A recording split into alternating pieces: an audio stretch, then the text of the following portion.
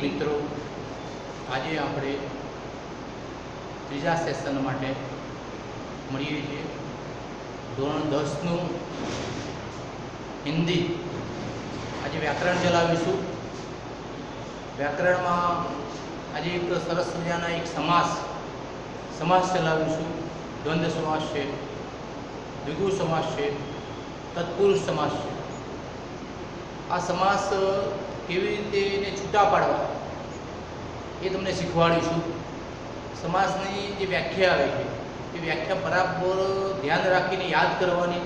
જો એ સમાસની વ્યાખ્યા યાદ રાખીશું તો ચોક્કસ એના જે નિયમો જે છે એ નિયમો પ્રમાણે વ્યાખ્યાને જો યાદ રાખીશું તો સમાસ એકદમ સરળ છે। તે સમાસને ગોખવાની રટવાની કોઈ જગ્યાએ જરૂર નથી એમ। અને આવા સમાસ તમને સરસ મજાના એક નિયમ પ્રમાણે એ થશે, આવડી જશે। તો બરાબર ધ્યાનથી આ સમાસમાં જે વ્યાખ્યાઓ જે છે એ જે સમજાવું તે શાंतिથી बराबर જોશે। जो देखो एक द्वंद्व समास है। द्वंद्व समास की व्याख्या है द्वंद्व समास का विग्रह करते समय विग्रह मतलब अलग करना, એટલે એ કોઈપણ શબ્દને છૂટા કરવાનો, કોઈપણ શબ્દને છૂટા કરવાનો। બે શબ્દો હોય એને છૂટા કરવાનો। द्वंद्व समास का विग्रह करते समय पहले और दूसरे पदों के बीच, द्वंद्व समास का विग्रह करते समय पहले और दूसरे शब्दों के बीच और या गुजराती में केवुं छे और एटले अने या आ बंने शब्दों छुपायेला छे। कोईपण बे शब्दोनी अंदर और या गुजराती में और एटले अने या आ बंने छुपायेला छे। अव्ययों की प्रयोग किया जाता है। मैं बताता हूँ। द्वंद्व समास में विग्रह करते समय पहले और दूसरे पदों के बीच, पहले और दूसरे पदों के बीच, पहला पद है और दूसरा पद है, तो पहला पद और दूसरा पदों के बीच और या अव्ययों का प्रयोग किया जाता है। फिर से बोलता हूँ, ये विग्रह करते समय द्वंद्व समास का विग्रह करना मीन्स अलग करना, गुजराती में छूटा करना। ये दोनों शब्द है, ये दोनों शब्दों को अलग करने के लिए के बीच में और या छुपा हुआ है, छुपा हुआ और या नहीं है, दिखाई नहीं देते हैं, छुपे होते हैं, बराबर। वो और या अंदर रखने से अव्ययों का प्रयोग किया जाता है, तो वो द्वंद्व समास। मैं बोलता हूँ, देखो रात दिन और रात दिन एक दो अलग अलग शब्द है, दो जुड़े हुए शब्द है, उसमें और या नहीं है, लुप्त है, छुपा हुआ है, दिखाई नहीं देता। लेकिन हम ऐसा बोलेंगे रात दिन, तो रात और दिन और लगा देंगे और अव्यय लगा देंगे तो क्या होगा? द्वंद्व समास होगा। दूसरा है भाई बहन, भाई और बहन और प्रत्यय लगा देंगे तो द्वंद्व समास हो जाएगा। भाई और बहन। तीसरा है सुख दुख, तो सुख या दुख या लगाया, या प्रत्यय है, सुख अने दुख, सुख या दुख वो द्वंद्व समास है। माता और पिता द्वंद्व समास है। राधा और कृष्ण, आदर और सत्कार, चांद और सूरज, और गंगा और यमुना। देखो ये द्वंद्व समास है। द्वंद्व समास के दोनों शब्दों के बीच और या छुपा हुआ है, वही शब्द में हम और या ढूंढेंगे तो द्वंद्व समास मिल जाएगा। कोई भी ऐसा शब्द आए और इसमें और या मिल जाए तो क्या बोलने का? द्वंद्व समास। और या प्रत्यय लगाने से द्वंद्व समास बनता है। दूसरा द्विगु समास। द्विगु समास है प्रत्येक समास का पहला पद दो पद होते हैं। जिस तरह द्विगु समास में दो पद होते हैं, इसमें भी दो पद होते हैं। दो पद, अगला पद और दूसरा पद, अगला चरण दूसरा चरण, दो पद होते हैं। दो पद दिखाई नहीं देते, ध्यान से देखेंगे तो मालूम पड़ेगा उसमें दो पद है। प्रत्येक समास का पहला पद दूसरे पद की संख्या सूचित करता है। दो पद होते हैं, पहला पद और दूसरा पद। पहला पद क्या करता है? दूसरे पद की संख्या सूचित करता है। संख्या सूचित करता है, बताता है। संख्या मतलब आंकड़ो, गुजराती में अपने आंकड़ो बोलिए, 1 2 3 4, 1 2 3 4। वो पहला वो शब्द में से पहला शब्द दूसरे शब्द की संख्या सूचित करता है। तो गुजराती में बोलो कि प्रत्येक समास का पहला पद दूसरे पद की संख्या, दूसरे पद देते जो आप चौराहा, चौराहा नामक शब्द है, चौराहा। अब चौराहा एक ही शब्द है, लेकिन हम ध्यान से देखेंगे जरा तो उसमें दो भाग पड़ता है, दो पार्ट पड़ते हैं। दो प्रत्येक समास का पहला पद दो पद अलग हो जाते हैं। चौराहा, जो चौराहा, दो अलग पार्ट पड़ते हैं। चौराहा, चौ मतलब क्या होता है? चार। चौ मतलब क्या होता है? चार। और राह मतलब क्या होता है? रास्ता। दोनों अलग शब्द पड़ गए। प्रत्येक शब्द समास का पहला पद दूसरे पद की संख्या, दूसरा पद है राह, दूसरा पद है राह, रास्ता। दूसरा पद रास्ता है, पहला पद कौन क्या है? संख्या है। संख्या 1 2 3 4 5 6 7 8 9 10 11 12, वो संख्या है। पहला पद में संख्या है तो दूसरा पद क्या है? वो उनकी संख्या सूचित करता है। तो हम देखेंगे चौराहा, चौराहा, चौराहा। तो चौराहा मतलब क्या होता है? चार। राह मतलब रास्ता, चार रास्तों का समूह, चार रास्तों का समूह चौराहा। कौन सा समास हुआ? द्विगु समास हुआ। दूसरा है पंचवटी। पंचवटी, पंच शब्द है, वो अंक सूचित करता है। और वटी, वटी मतलब वटों का समूह। वट એટલે વડલા, ઝાડ, વડલાઓનો સમૂહ। કેટલા વડલા છે? 5 વડલા છે। કેટલા વડલા છે? 5। पंचवटी, 5 वटों का समूह, 5 झाड़ों समूह, 5 वटों का समूह, उनको द्विगु समास बोलते हैं। उसके बाद है षड रस। षड रस, षड अलग करिए। षड मतलब 6 और रस कोई भी रस, तो 6 रसों का समूह, 6 रसों का समूह। त्रिमूर्ति, त्रि मतलब होता है 3, और मूर्तियां, बराबर। तो भगवान की 3 मूर्ति होती है, भगवान विष्णु की 3 मूर्ति। तो त्रिमूर्ति, 3 मूर्ति जिन्हें के भाई।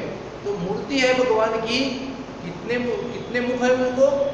3 है। भगवान ब्रह्मा के 3 मुख है, त्रिमुख, त्रिमूर्ति, 3 मूर्ति है। 3 क्या बताता है? अंक बताता है, बराबर। मूर्ति कितनी है? 3 है। तो कौन सा समास है? द्विगु समास है। उसके बाद 4 पाई, खटिया बोलते हैं। कितने हैं? पाई उनके 4, पाया, खटिया जो पाया बोलते हैं हम। तो 4 पाई, तो कौन से समास हुआ? द्विगु समास। तो द्विगु समास में व्याख्या है कि कोई भी समास हो, प्रत्येक समास का पहला पद दूसरे पद की संख्या सूचित करता है। दूसरा पद क्या है? कितना है? वो इनकी संख्या है। 1 2 3 4 5 6 7 8 9 10 11 12 13 14, ऐसा होता है। दूसरे भी शब्द है, जैसे कि दूसरे शब्द है जैसे कि नवरात्रि। नवरात्रि, नव मतलब क्या होता है? 9, 9। रात्रि मतलब होते रात। 9 रात्रियों का समूह। सप्तर्षि है ना। सप्त मतलब कितना हो है? 7। ऋषि मतलब होता है 7 ऋषियों का समूह। सप्तर्षि, 7 ऋषियों का समूह। कई शब्द होते हैं।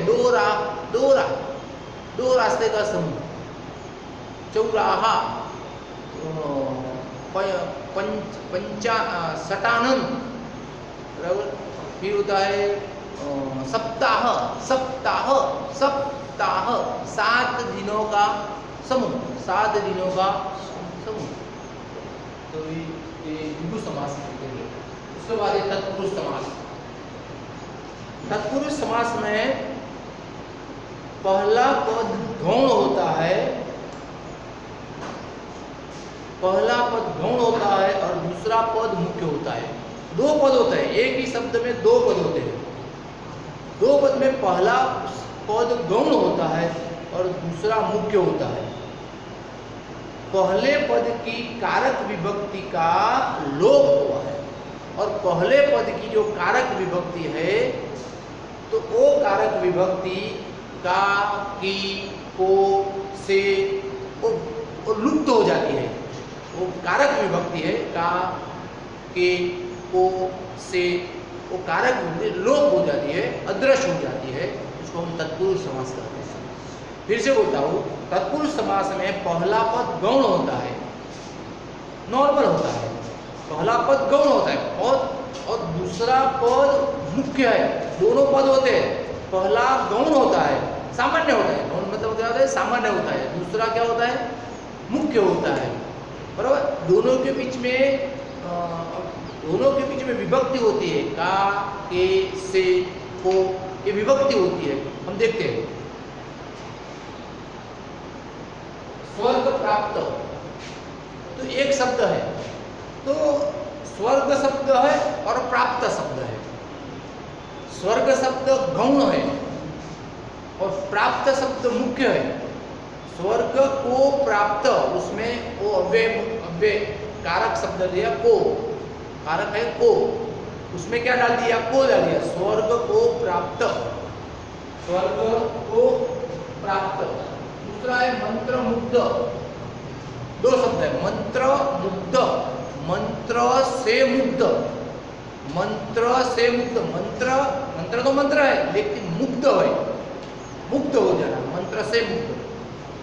तीसरा है विद्यालय, विद्या प्लस आलय। विद्या है लेकिन विद्या क्या है? विद्या का आलय, विद्या का कारक है, उसमें का कारक है। विद्या तो है लेकिन विद्या कौन शब्द है? विद्या कैसे हो सकती है? लेकिन विद्या का आलय, का शब्द कारक बीच में आया तो वो तत्पुरुष समास है। व्यवहार कुशल, व्यवहार कुशल, व्यवहार है, हमारा व्यवहार जो करते हैं वो, तो व्यवहार गौण शब्द है। लेकिन व्यवहार में कुशल, में कारक शब्द है, में कारक शब्द, व्यवहार में कुशल, तो तत्पुरुष समास है। दूसरा है सर्वश्रेष्ठ। सर्व शब्द, सर्व में, लेकिन सर्व गौण शब्द है। श्रेष्ठ, सर्व में श्रेष्ठ, सर्व में श्रेष्ठ, वो तत्पुरुष समास है। दूसरा है देशभक्ति। देश शब्द गौण है, देश शब्द गौण, किसी का देश है, किसी भी देश है, एक गौण शब्द है। लेकिन देश भक्ति, देश के लिए भक्ति, देश के लिए भक्ति, वो तत्पुरुष समास है। और इस दूसरा है उसमें राजपुरुष, राजा का पुरुष, राजा का पुरुष, युद्ध भूमि, युद्ध के लिए भूमि, युद्ध के लिए भूमि, जल क्रीड़ा, जल में क्रीड़ा, ये बन सकता है। उसमें तत्पुरुष में उपपद तत्पुरुष समास भी आता है। उपपद तत्पुरुष समास जैसे गिरिधर, गिरिधर, तो गिरी शब्द है, गिरी मतलब पर्वत है, और धारण, धारण करना, उठाना, तो उसमें कारक प्रत्यय लगाना, को लगाना है। कारक प्रत्यय लगाएंगे गिरी और धारण, गिरी धारण बीच में क्या लगाएंगे? को लगाएंगे। तो गिरी को धारण करने वाला, पर्वत को उठाने वाला उपपद तत्पुरुष होता है। बीच में को ही लगाने का, बस को कारक है। गिरी को उठाने वाला, गिरी को उठाने वाला, पर्वत को उठाने वाला। दूसरा है मनोहर। मनोहर, मन होता है और दूसरा होता है हर, ये मन को हर लेने वाला, खींच लेने वाला। तो मन को हर, मन को हर लेने वाला, मन को लगाएंगे तो मन को हर लेने वाला मनोहर होता है, वो उपतत्पुरुष समास है। दूसरा है मुरलीधर, मुरली और दर, मुरली होती है और उनका होता है दर, मुरली को धारण करने वाला, मुरली को धारण करने वाला मुरलीधर, वो उपतत्पुरुष समास है। विशेषज्ञ, विशेष जानने वाला, विशेष जानने वाला विशेषज्ञ, और विद्याधर, विद्या को धारण करने वाला, वो उपतत्पुरुष समास है। तो मित्रों, ये आज का तीसरा सेशन में तो द्वंद्व समास, द्विगु समास, तत्पुरुष समास और उसमें उपभोग तत्पुरुष समास पढ़ाया है, उनकी व्याख्या तैयार कर देने का, और उसमें जो कारक है, उसमें जो प्रत्यय है, उसमें जो बीच में जो और कारक प्रत्यय है वो याद रखने का, और याद करोगे तो ये समास आपको सरल बन जाएगा। बस, थैंक यू।